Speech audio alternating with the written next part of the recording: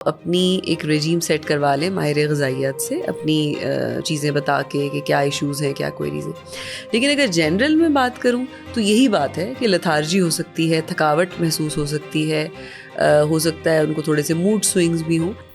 اچھا، تو اگر کوئی بزرگ ناشتے کو چھوڑ دیتے ہیں یا دیر سے کرتے ہیں تو ان کے اوپر کیا اثرات آتے ہیں؟ اچھا دیکھیں، ویسے تو ایک کسٹمائزڈ اپروچ ہو سکتی ہے کہ کسی ایک شخص کا کیس دوسرے سے ویری کر سکتا ہے. اس میں تو ہم یہی بہترین طریقہ تو یہی ہے کہ آپ اپنی ایک رجیم سیٹ کروا لیں ماہر غذائیت سے، اپنی چیزیں بتا کے کہ کیا ایشوز ہیں، کیا کوئریز ہیں.